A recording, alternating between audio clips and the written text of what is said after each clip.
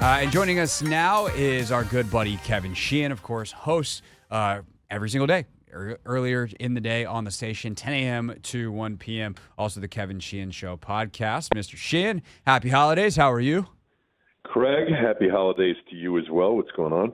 Oh, just trying to get through to the end of the year. I feel like this time of year for us in this business can be super exciting because you're in the middle of a playoff race, or you're just like everyone else in the universe where you're just like, I have no motivation to do this work, whatever your work is, and then you just want to kind of get to the new year. And I feel like this year more than any other, I feel that in a major way because we know the new year will bring the coaching search and all those other things. Yeah, I mean, actually, I think that at least Ron gave us an early gift by benching Howell and putting Brissett in there on Sunday. That was a nice little early gift. Gave us something to talk about for a couple of days anyway. But absolutely. I mean, after, the big picture has always been all season long. This is a transition year. Whatever happens, happens. Dan is gone.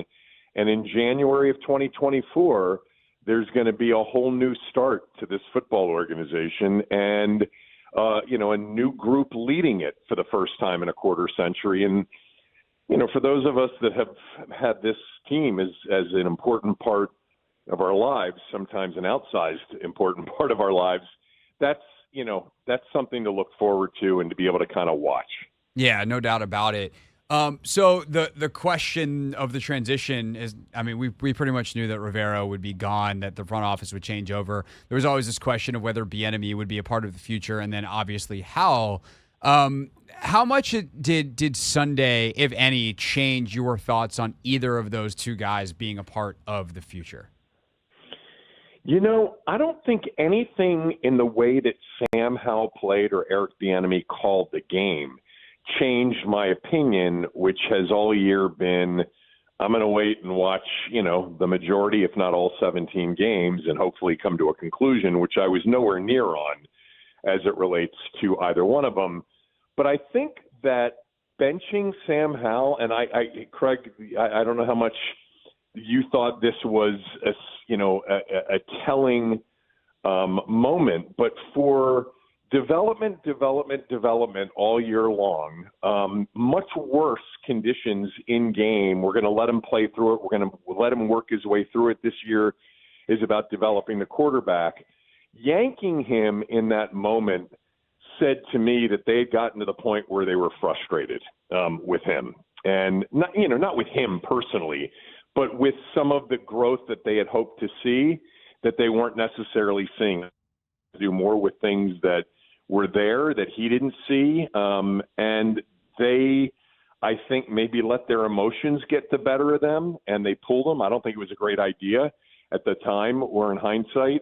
Or maybe it was to benefit Sam. Hey, let's take a look at what Jacoby does. Let's give you a break from, perhaps another bad ending. And to me, that's telling because I don't think the majority of people who are following this felt at any point that the group out there was anything other than really pleased with his development.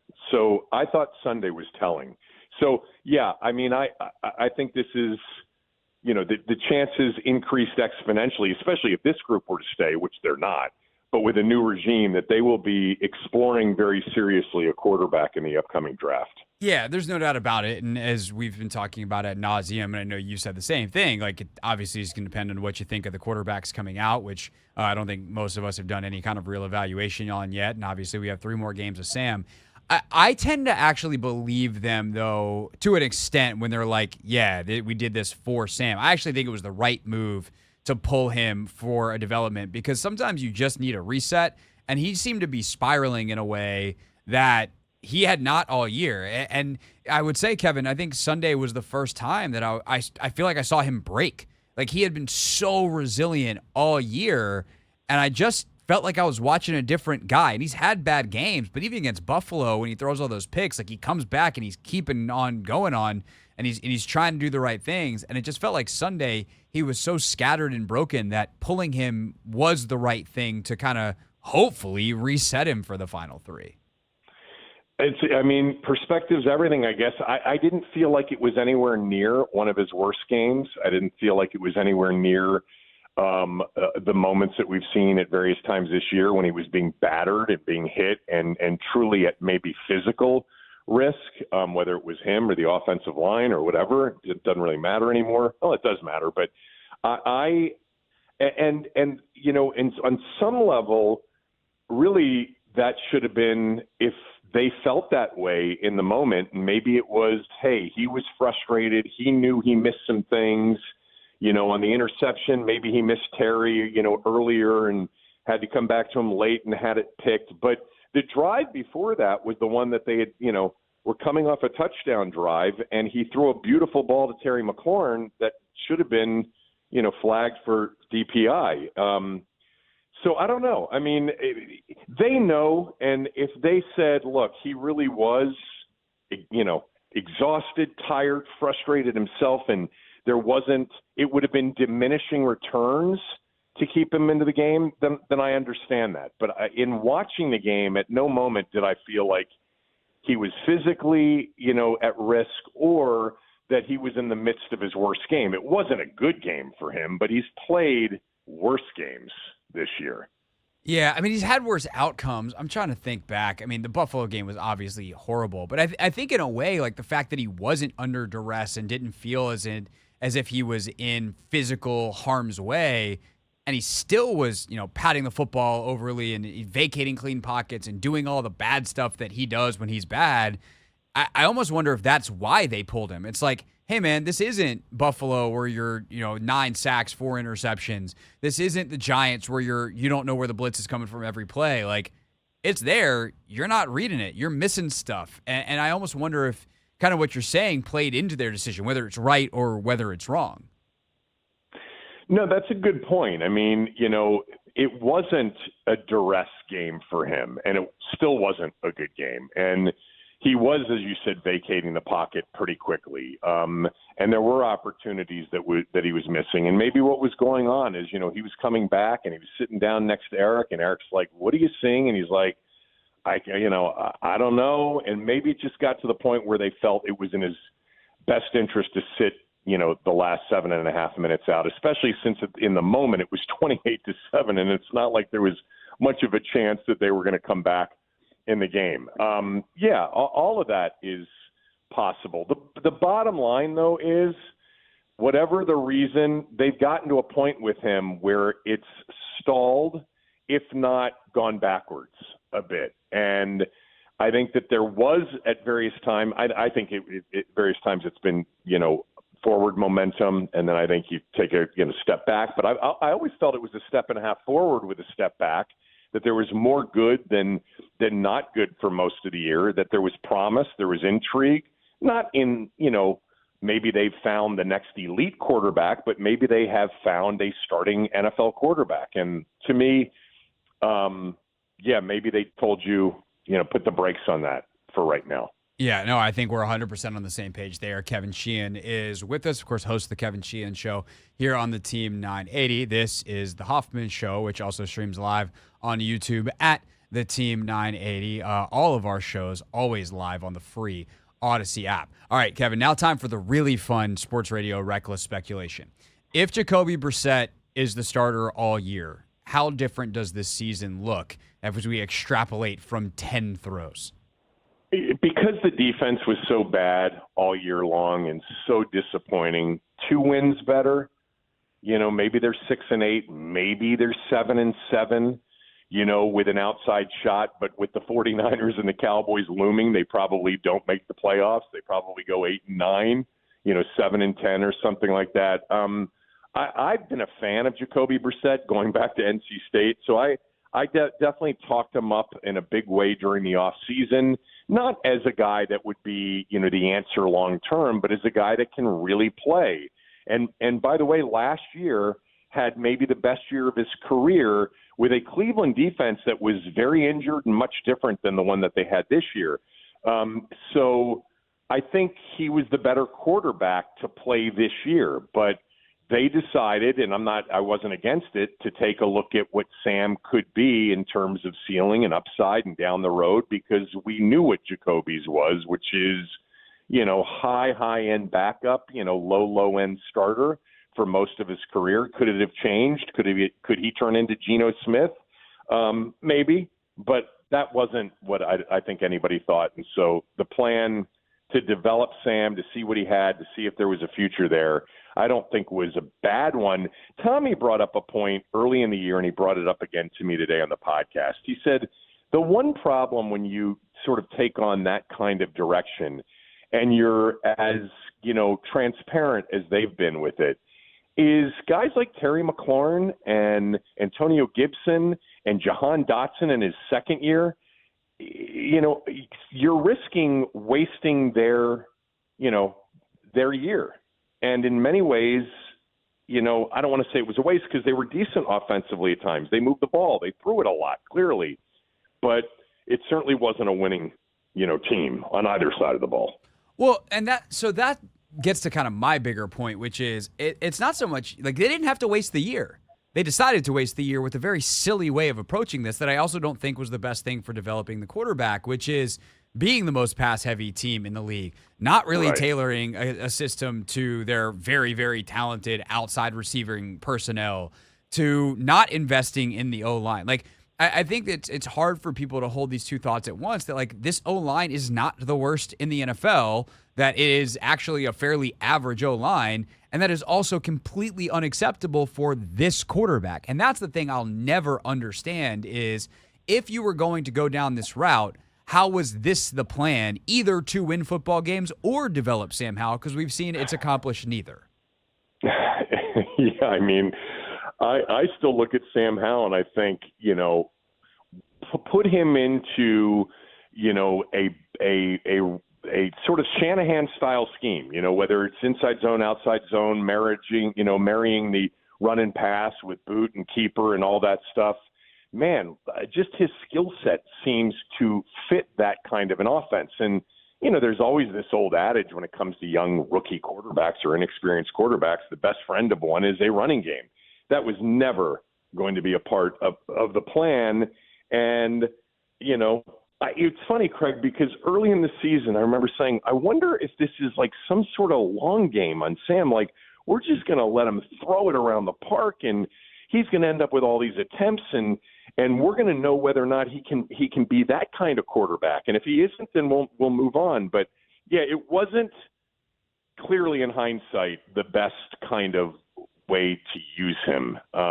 He's not at this point in his very young career, definitely not a pure drop back, 5-7 step drop back quarterback. He just doesn't see it well, and he doesn't feel it well. And when they went to the quick game stuff, they stuck with throwing the football, but that worked much better for him. But yeah, I mean, it's kind of obvious now, and it's been obvious at times during the year that certainly the pure drop back game was never a fit. Never. Yeah, no, 100%. Kevin Sheehan's with us here on the Hoffman Show.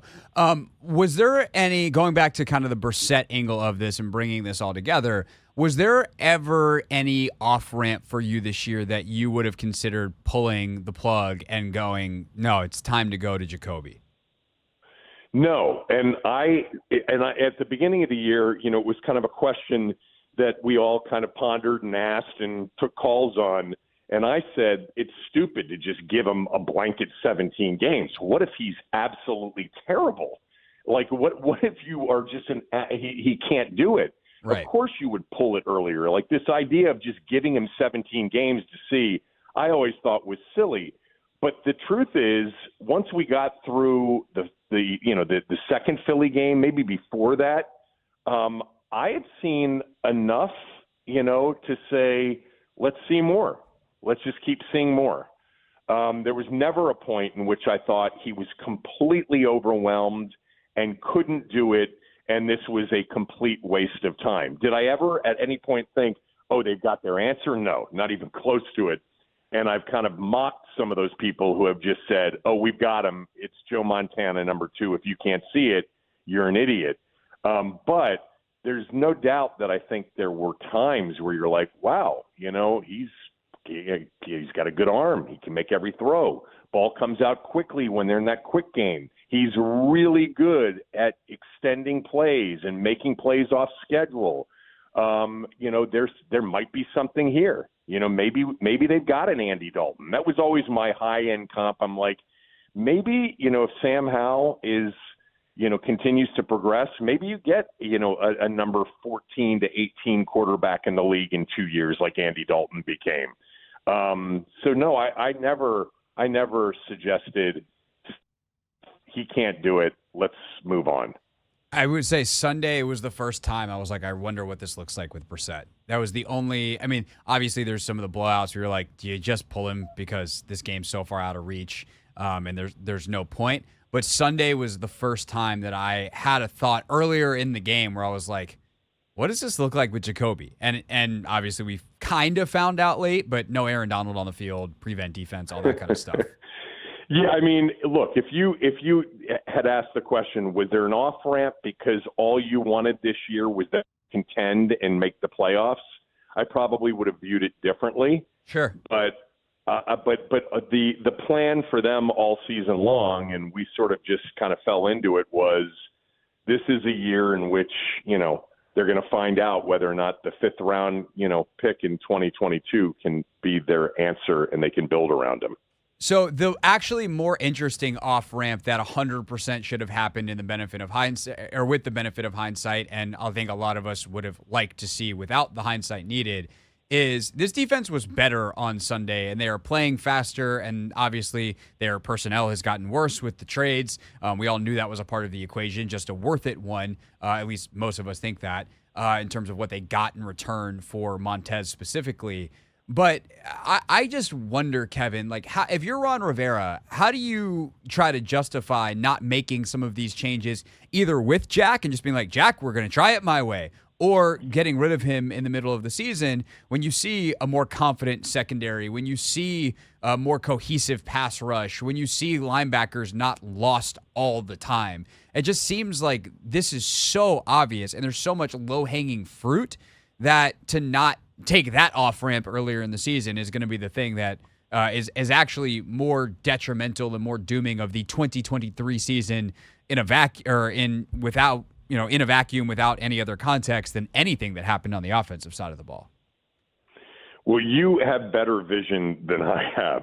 Although it's funny because I did say, and I had somebody just blast me because I read it this afternoon.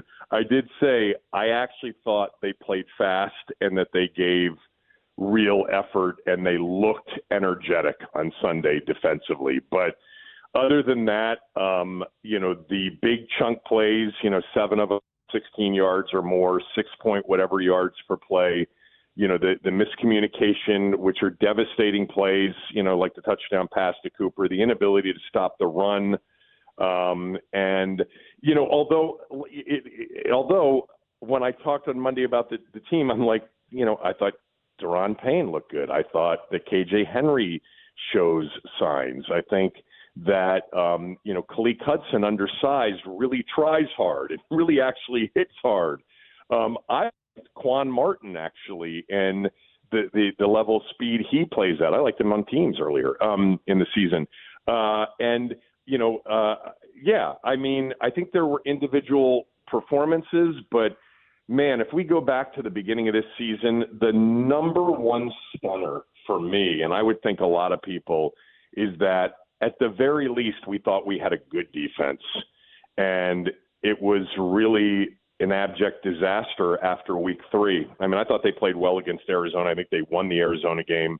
I think the Jamin Davis play in the Denver game turned that game completely around. The offense came to life as well. 100%. And I actually thought defensively they played well against Buffalo. They just, got away from them late because they couldn't score and were turning it over. But after that, my God, I mean, they just, every week it was one explosive play after another. If the Jets end up with explosive plays on Sunday, I mean, because that, Craig, may be the worst offensive NFL team we've seen in a few years. Yeah,